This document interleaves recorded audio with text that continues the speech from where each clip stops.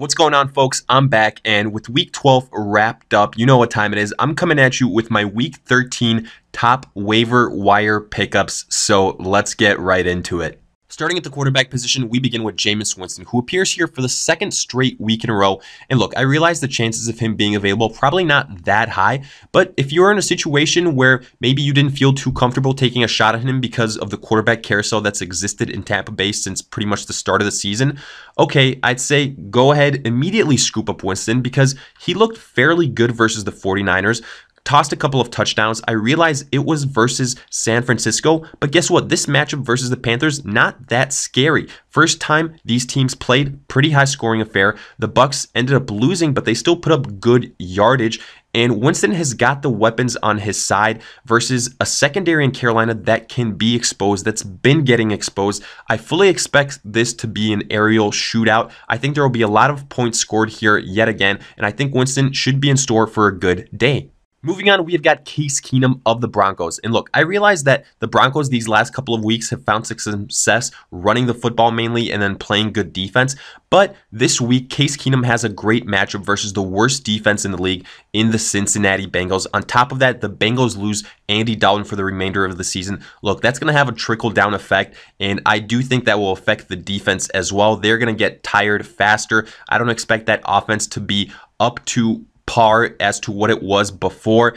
We still don't know the status of AJ Green going forward. So what I'm trying to say is I fully expect Case Keenum to have his fair share of opportunities. I think the entire Denver Broncos offense will have a good game, and Case Keenum included. Next, we have Marcus Mariota, who this last week on Monday night versus the Texans had a pretty good showing, albeit in a loss. But still, in week 13, the Titans have a really nice matchup versus the New York Jets. And I do think Mariota can go ahead and have a nice potential scoring output. The fact of the matter is, I think he is still the best rusher of the football that Titans have. That rushing attack led by Henry and Lewis hasn't really been that premier as far as this season has been concerned. So you have to like the boost Mariota gives you as a rusher. But I think versus this Jets team, it's not out of the realm of possibility to see over 200 yards passing and 2 touchdowns by Mariota. Titans are still playing relevant football. They're in the wild card hunt, so you know offensively they're going to have their best foot forward. I like Mariota as a top 15 quarterback in fantasy this week. And finally, we have Josh Allen of the Bills. And look, if you're in a very deep league where there aren't a lot of quarterback options available, Josh Allen actually isn't that bad, which I can't believe I'm saying considering the team he finds himself on. But with Allen healthy, we know that that presents the best opportunity for scoring potential in Buffalo offensively. Allen, he has got that mobility factor that can get you some extra yardage and some extra points. Look, the ceiling for big play potential is definitely there. We saw that this last week versus the Jacksonville Jaguars. And in week 13 versus the Miami Dolphins, I do think he can go ahead and duplicate some of that success.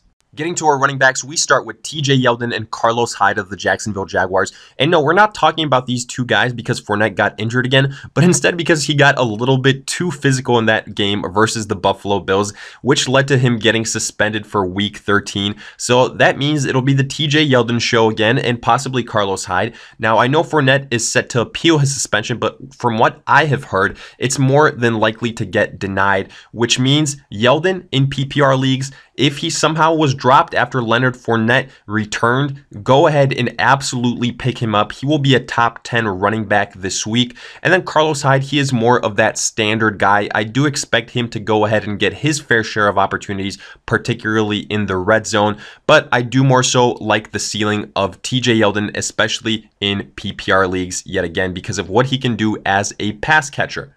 Next, we have Nyheim Hines of the Indianapolis Colts, and he appears here because, yet again, Marlon Mack has gotten dinged up, dealing with a concussion, and the big question is, will he return in time to face the Jacksonville Jaguars? If he doesn't, I really like Hines to go ahead and step in and be the next man up. We saw it while Marlon Mack was injured. I thought Hines had the highest ceiling out of all those running backs for the Colts at that point in time. I really like him as a pass catcher, so in PPR leagues, if he's available, go ahead, target him, especially with the Jack Doyle injury. There will be more targets to be had, and Hines is a likely candidate to go ahead and absorb them. Continuing on, we have Justin Jackson of the LA Chargers. And again, this is a direct result of another injury. This time, Melvin Gordon. All reports are that he will miss likely several weeks. Now, obviously, Austin Eckler is the next man up, but the likelihood he is available is almost slim to none because he has been fantasy relevant, especially in PPR leagues, pretty much since the start of the season. But look, Plan B now becomes Justin Jackson, and even though it was versus the Arizona Cardinals, Jackson still did some nice thing for the Chargers, and now in a game versus the Pittsburgh Steelers, which should be very high scoring, you go ahead, maybe take a shot on Justin Jackson, especially if you have Eckler. Jackson now pretty much becomes the Eckler to Gordon. He becomes a viable handcuff, and if he performs well, wouldn't be surprising moving forward if he eclipses Austin Eckler as the next running back up while Melvin Gordon is out. And finally, the last running back on this list is Chris Thompson of the Washington Redskins. And yes, he's been injured for several weeks now, but reports coming out on Monday were that he was spotted in practice, which is a great sign because the Redskins need all the help they can get. I really like Chris Thompson as a PPR guy. Now, the thing here is a little bit risky because he has that Monday night game. So if his status does take a turn for the worst, you could potentially hurt yourself if you were playing him at one of your flex spots or running back spots. So do keep that in mind. It has an asterisk next to it. But if he does stay healthy, I really do like him out of all of these running backs with the highest ceiling to make an impact going forward. Looking at our wide receivers, we start with Josh Reynolds. And look, if someone went ahead and dropped him while the Rams were on their bye week, absolutely pick him up because Reynolds is the wide receiver number 3 on a very potent offense. And with Cooper Kupp gone, his role is solidified. And he has made the most of his opportunities. Versus the Chiefs, he found the end zone again. And I will say, as long as the Rams continue to go ahead and put up points with the best of them, which they show no signs of stopping, Reynolds is fantasy viable. The thing I do want to point out here is don't expect the kind of performance we saw versus the Chiefs every single week. Don't value him like that because honestly, he's probably at best a flex play, but one that has a very high ceiling. Now, what we saw versus the Chiefs was an extreme because we likely won't see the Rams scoring at that pace again up until they hit the playoffs. So do keep that in mind. But nonetheless, if Reynolds is available, absolutely target him. Next, we have Adam Humphries of the Tampa Bay Buccaneers, who quietly these last couple of weeks, he has put together very good production, especially in PPR formats. And I do expect this to continue week 13 versus the Carolina Panthers. I think the Bucs will be airing out the football. I don't see this one being a low scoring affair. I think it'll be similar to what we saw the first time they played. This is another reason why I like the Bucs offense in general. And after Mike Evans, honestly, I like Adam Humphries the most. He has been more consistent at times than both Chris Godwin and Deshaun Jackson. I think Jameis Winston will be looking out to air the football. And with O.J. Howard missing in that offense, Humphries, I'd like him to scoop up a lot of those targets. He's not afraid to go ahead in the middle, take some hits, and I do think he will put together another solid stat line and get you at least 10 fantasy points. The last wide receiver I have is Bruce Ellington of the Lions, who gets a boost after the Marvin Jones injury news hit. And honestly, outside of Kenny Golladay, who do the Lions have at wide receiver at this point in time?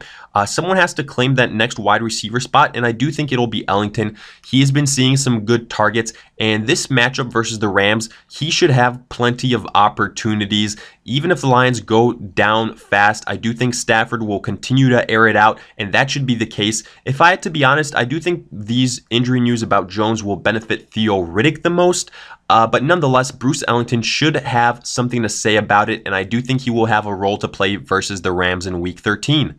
Looking at our tight ends now, we start with Matt LaCosse of the Denver Broncos, who is now fantasy relevant after the Jeff Ironman injury news came out. He is being placed on IR, which means LaCosse now after Sanders is someone that Case Keenum will be looking to. Courtland Sutton hasn't had that kind of impact that the Broncos would have liked. LaCosse had some success. He had a touchdown versus the Pittsburgh Steelers. I think he will be that big body that will garner some red zone looks by Case Keenum. We highlighted the matchup versus the Cincinnati Bengals and that porous defense. So Matt LaCosse, all in all, this week has a favorable matchup.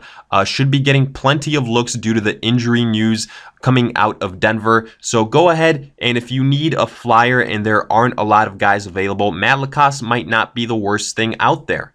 The second and final name on this list is CJ Uzomah of the Bengals. And look, Andy Dalton going down, that's a hit for the Cincinnati offense. And more than likely, the offense will have to go ahead and air it out in order to keep pace with the Denver Broncos because the Cincinnati Bengals defense likely won't be doing the offense any favors. They will likely put them in a hole early if I had to go ahead and guess. And now with the second string quarterback in there, we know who a new quarterback's favorite target is, that security blanket. That is the tight end. This last week, Uzomah had 13 targets. That's nothing to laugh about, even though he hasn't had that success that we would have liked, even with AJ Green out. Uzomah could be a potentially nice play, especially if Green sits out yet again. And now finally getting to our defenses, we begin with the Denver Broncos. Probably a defense that a lot of people were scared away from considering they were playing the Pittsburgh Steelers, but they actually did a pretty good job, got the victory. The defense was a big reason why, and now they have a great matchup versus the Cincinnati Bengals. Andy Dalton out for the year. I expect the entire Denver team to have a good day, and I don't think the Denver defense will be any exception. Also on top of this, they are not a bad stash for the fantasy playoffs considering who their opponents are moving forward. Next, we have the Seattle Seahawks, who return home to face the 49ers in a divisional game. Don't look now, but the Seattle Seahawks have made strides, and they are in the thick of it as far as playoff contention is concerned. Pete Carroll has got that entire team playing good football. I don't think the 49ers have as high scoring potential as the Carolina Panthers are concerned. So I do think Seattle at home, the defense isn't a bad play. Especially considering we don't know what the quarterback situation will be with the 49ers. Will CJ return? Will it be Mullins? That kind of uncertainty, I think that will end up helping the defense. The third and final defense that I've got is the Green Bay Packers for you guys. They have a home game versus the Arizona Cardinals. And the Cardinals, even though they had some early success versus the Chargers in that game where they came out with a 10-0 lead, they quickly went back down to earth and we saw them continue to struggle. I think in a game where Green Bay needs to win, I don't know if in the long term will have that much effect as far as their playoff lives are concerned, but at Lambeau Field, I do think Josh Rosen will end up struggling. I like the Packers as a defense that can go ahead and get you right around 10 points. So with that, we wrap up our weekly look at the top waiver wire targets, in particular for week 13. And as always, let me know what you guys thought. Did you agree, disagree with the guys listed? Are there others that you would have included, excluded, or are there guys that you generally have questions about? Let me hear it in the comment section. And as usual, if you guys enjoyed, make sure to like, subscribe, and I'll see you guys in future videos.